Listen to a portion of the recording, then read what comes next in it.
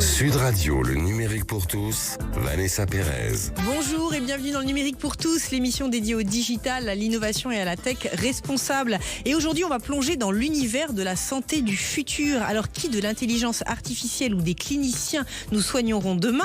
Qui va prendre en charge les multiples applications santé qui nous sont proposées sur nos smartphones? Et enfin, pourquoi allons-nous vers une médecine personnalisée? C'est ce que nous tenterons de comprendre avec nos invités. Le numérique pour tous, spécial santé du futur, c'est parti et c'est sur Sud Radio.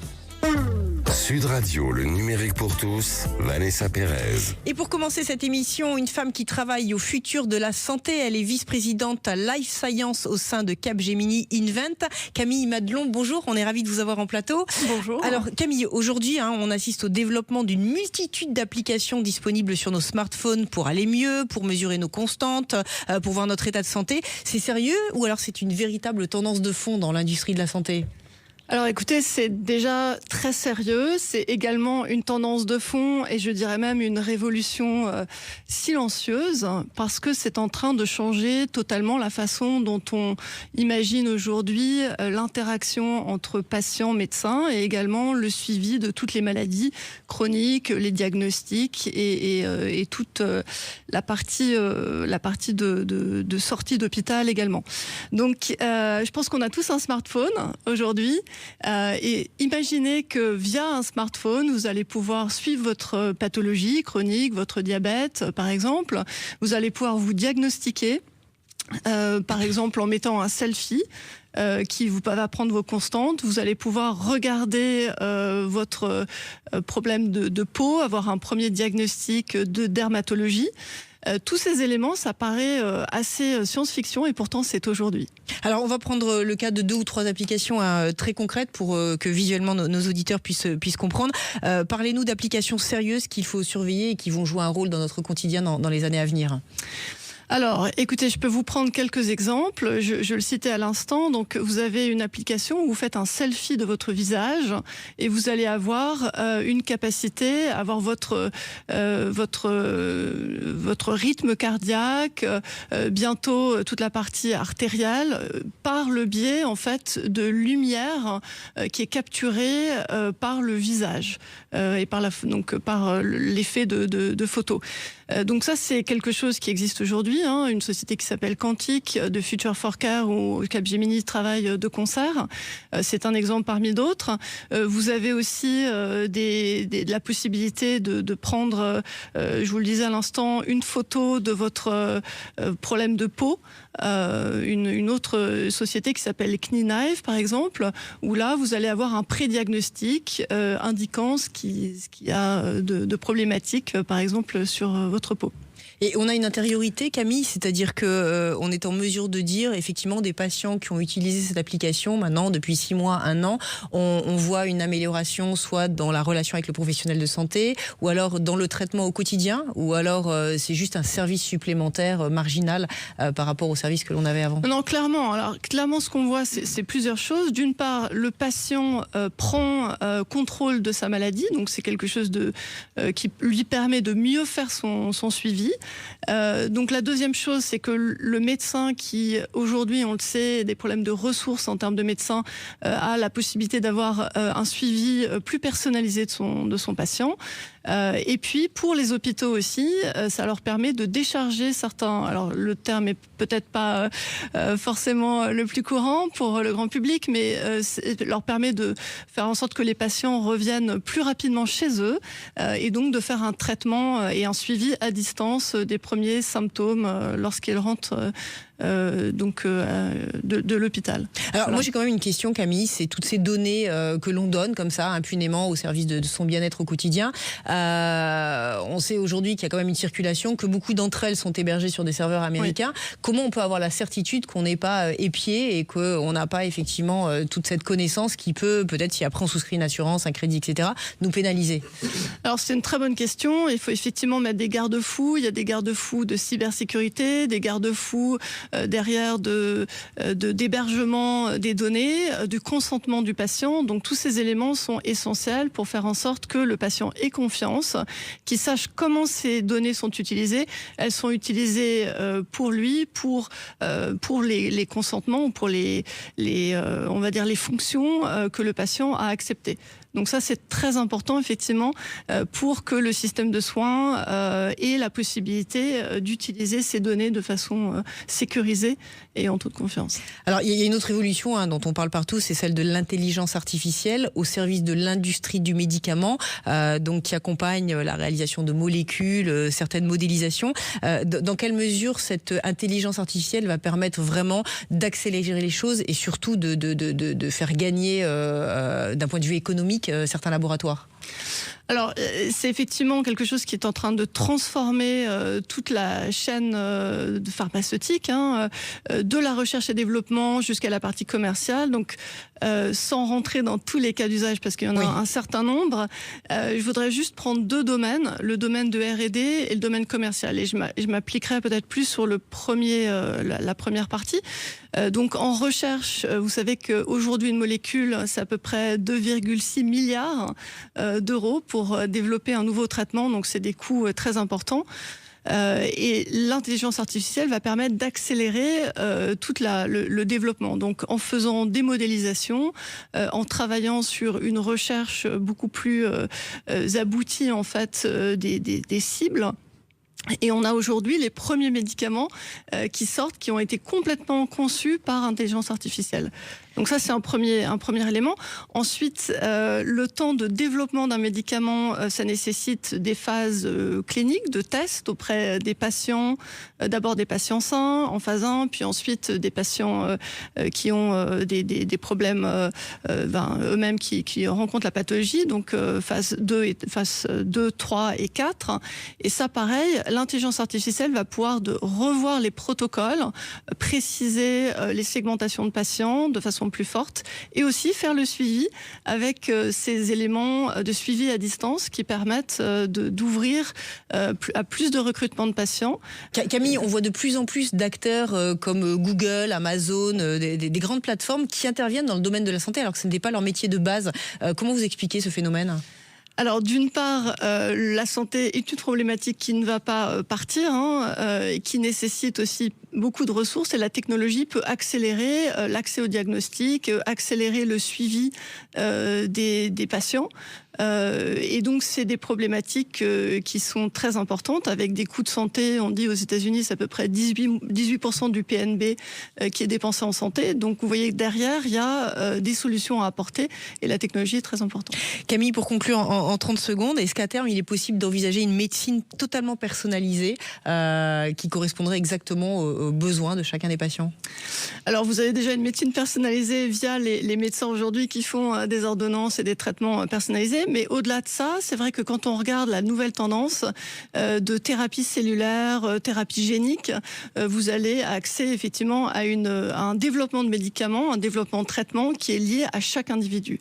Donc oui, entre ce qu'on voit en thérapie génique et cellulaire et ce qu'on voit aussi derrière sur le traitement, l'accompagnement au traitement avec les applications digitales, on arrive à une santé qui est de plus en plus personnalisée. Merci beaucoup Camille, je rappelle que vous êtes vice-présidente Life Science au sein de Capgemini Invent. Et pour continuer cette émission, un passionné qui soutient les startups du futur, et bien évidemment aujourd'hui on va parler des startups dans le domaine de la santé. Frédéric Vacher, bonjour, vous êtes directeur innovation chez Dassault Systèmes, une société logicielle qui propose des environnements virtuels collaboratifs. Alors on sait que la santé est une priorité chez Dassault Systèmes.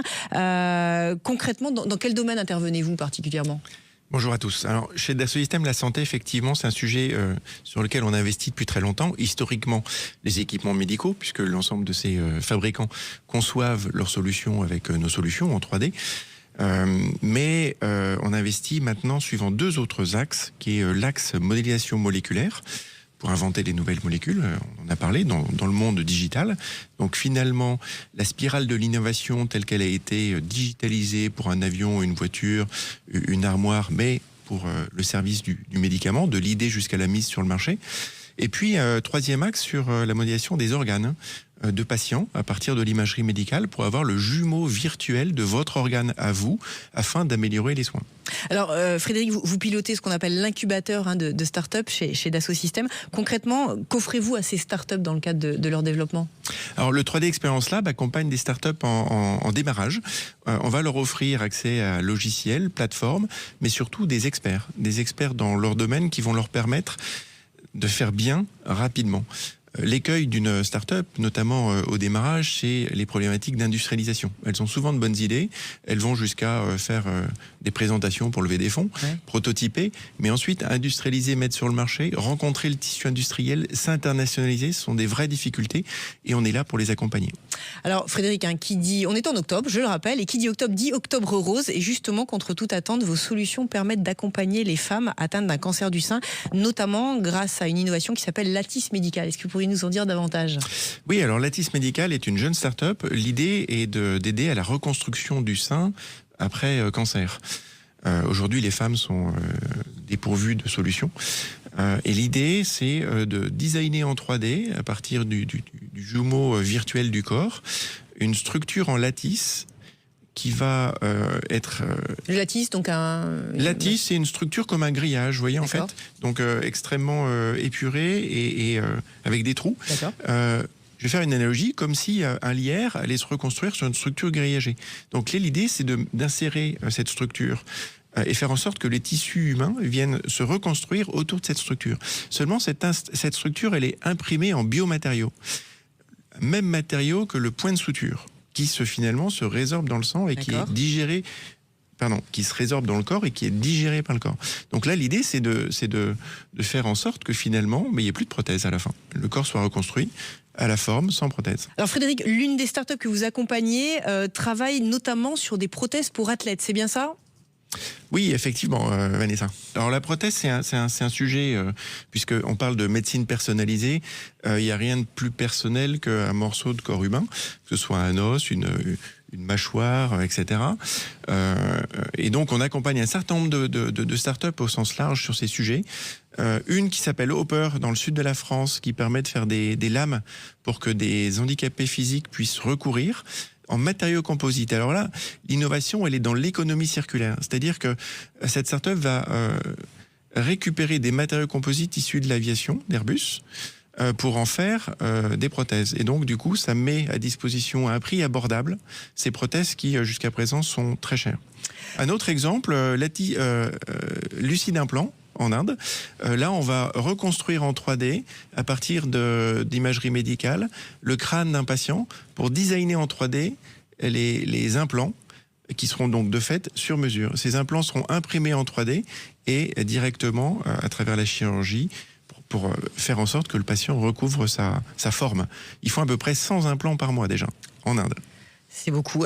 Frédéric, on a aussi des solutions qui utilisent donc la réalité virtuelle dans le domaine de la cardiologie pour accompagner les parents et des jeunes enfants qui vont être amenés à être opérés. Expliquez-nous concrètement comment vous intervenez dans ce domaine. Oui, alors la réalité virtuelle ou augmentée du reste sont des moyens d'interagir avec les jumeaux virtuels. Et on a plein de projets sur ces sujets avec le Boston Child Hospital où on va effectivement utiliser la réalité virtuelle pour reconstruire des artères de patients, des cœurs de patients afin de préparer les soins. Elle est souvent utilisée en préparation. Pour nous, le numérique, l'intelligence artificielle, c'est un assistant aux médecins, aux chirurgiens. Donc je vous donne un autre exemple, une start-up belge. On reconstruit l'artère du patient pour que l'intelligence artificielle propose aux chirurgiens le bon stent à insérer. Donc par rapport à la morphologie du patient, on va choisir et recommander le bon stent. Ensuite, on va lui proposer toute la trajectoire préopératoire pour lui préparer son travail et ensuite faire en sorte qu'il fasse bien et rapidement. Frédéric, pour conclure, vous qui êtes aux premières loges de la technologie, même en avance de phase, on va dire, comment vous voyez la santé du futur ? Le numérique a un rôle à jouer important. On l'a parlé avec le Generative AI pour inventer de nouvelles molécules, puisqu'en fait, je ne sais pas si vous le savez, mais à peu près 70% des tests cliniques privés sont opérés sur nos plateformes. Donc un grand nombre de données existent et donc ces données maintenant sont augmentées avec les algorithmes pour créer des patients synthétiques, par exemple, lors de tests cliniques. Vous savez, il faut des patients placebo. Donc ça, maintenant, ils sont synthétiques. Merci beaucoup Frédéric, je rappelle que vous êtes directeur de l'innovation chez Dassault Systèmes. Restez avec nous, on marque une courte pause avant de retrouver encore et toujours de nouvelles innovations au service du patient et du médecin. Le numérique pour tous spécial santé du futur, ça continue dans quelques instants et c'est sur Sud Radio. Sud Radio, le numérique pour tous, Vanessa Pérez. Et pour terminer cette émission spéciale santé du futur, nous avons le plaisir de recevoir un expert du numérique en santé. Il va nous parler de solutions utilisées par 100% des Français puisqu'il s'agit du dispositif médical. William Roland, bonjour, vous êtes directeur délégué au numérique en santé au sein du SNITEM. Alors c'est beaucoup de mots, d'acronymes, on va faire simple pour commencer. On a bien commencé par une définition. Qu'est-ce qu'un dispositif médical et quel est le rôle du SNITEM ? Bonjour Vanessa, bonjour à tous. Alors le SNITEM, c'est le syndicat national de l'industrie des technologies médicales. Autrement dit, une organisation professionnelle qui représente et fédère plus de 600 entreprises qui fabriquent des dispositifs médicaux. Quelques exemples, c'est un dispositif médical. Le dispositif médical, c'est dans votre quotidien. Hein. Ce sont des lunettes. Ce sont les masques chirurgicaux que nous avons tous portés pendant la pandémie. Ce sont des véhicules pour handicapés, des fauteuils roulants. Ce sont des implants. Donc c'est une multitude de composants au service du patient et du professionnel de santé qui les prescrit. Alors sans enfoncer une porte ouverte, le numérique est omniprésent aujourd'hui dans la santé. Pourquoi il est devenu essentiel ? On ne peut plus faire sans aujourd'hui. En effet, Vanessa, le numérique aujourd'hui, il est structurant. En quoi il est structurant ? Eh bien, avant tout, il va aider un petit peu à moderniser quand même notre système de soins qui est un peu vieillissant. Il apporte son lot d'innovation organisationnelle aussi. Et puis, il permet d'améliorer la prise en charge des patients également. Alors, on en parlait tout à l'heure avec Camille. Aujourd'hui, on a des applications sur nos smartphones qui ont presque le statut d'un médicament. C'est-à-dire qu'elles vont être prescrites par un professionnel de santé dans le cadre d'un traitement. Est-ce que vous pourriez nous expliquer ce phénomène qui est de plus en plus présent ? Tout à fait, Vanessa. Alors, c'est ce qu'on appelle des thérapies digitales. C'est comme un médicament. Ce sont des applications qui ont une finalité médicale, qui ont un impact sur votre santé.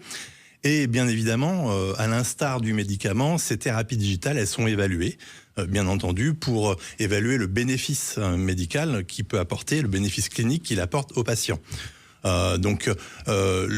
Ces thérapies digitales, ce sont des solutions qui sont plutôt émergentes et qui ont velléité à être remboursées par la sécurité sociale pour être prescrites par les professionnels de santé. Par exemple, aujourd'hui, celle que vous observez. Alors, vous avez de très belles entreprises qui conçoivent des thérapies digitales pour la santé mentale, pour la santé féminine, notamment l'endométriose, la prise en charge de l'endométriose. Pour la santé masculine également, on a des solutions qui traitent les troubles érectiles. Et puis, pour les enfants, on a aussi des solutions qui traitent l'asthme et qui aident l'enfant à suivre son traitement. Alors, on le sent à travers ce que vous évoquez, mais aussi à travers ce qu'évoquait Camille. Il y a ce phénomène de fond avec toutes ces applications qui sont en train d'émerger. Mais quand on voit et quand on connaît notre système de soins qui a de plus en plus de mal à rembourser certains médicaments, vous n'avez pas l'impression qu'on va être dans une injonction contradictoire Est-ce qu'on va pouvoir rembourser toutes ces innovations ? Très bonne question, Vanessa. C'est vrai qu'on est dans une période extrêmement contrainte pour notre système de santé et son économie. Mais là, la bonne nouvelle, c'est que, en fait, toutes ces entreprises et ces solutions ont réussi à démontrer le bénéfice clinique pour un patient, pour sa santé, pour sa meilleure prise en charge, et que la sécurité sociale est prête, après évaluation, à rembourser ces solutions numériques. Donc on démontre à la sécurité sociale effectivement qu'il y a un bénéfice après 1, 2 ou 3 ans, et là effectivement on arrive à faire basculer le système, c'est ça ? On ne démontre pas à la sécurité sociale, on démontre aux évaluateurs, typiquement la Haute Autorité de Santé, et ensuite ça emploie tout un circuit économique qui va déterminer un tarif de remboursement pour que le médecin puisse le prescrire et le patient être remboursé. On évoquait avec nos invités précédents, William, le rôle de l'intelligence artificielle, et là aussi j'imagine que ça va faire drastiquement bouger les lignes dans l'organisation des hôpitaux. Alors, je ne veux pas qu'on aille sur cette opposition qui du médecin ou de l'intelligence artificielle va soigner, parce que ce débat est dépassé. Néanmoins, il y a un rééquilibrage quelque part du rôle de chacun au sein de l'hôpital ou du système de soins. Alors oui, Vanessa, l'intelligence artificielle ne remplacera jamais votre médecin. Elle l'aidera à mieux exercer. L'intelligence artificielle, elle va aider à mieux réfléchir, elle va aider à la décision pour le médecin. Et puis, l'intelligence artificielle, elle est inépuisable. Donc, on peut imaginer que sur une période un peu chargée, le médecin un peu fatigué va pouvoir s'appuyer pour l'aider à décider. Le numérique, est un élément extrêmement structurant qui va aussi apporter des bienfaits sur l'organisation, sur la prise en charge de l'hôpital, du gain de temps, dégager du temps pour le patient. On parle aussi beaucoup de la télésurveillance. La télésurveillance, elle va permettre aussi de diminuer les hospitalisations, de traiter des pathologies chroniques au domicile du patient. Et je rappelle que la télésurveillance, elle est remboursée aujourd'hui, à l'instar de la téléconsultation, et que ce sont quand même de formidables progrès pour le bien du patient.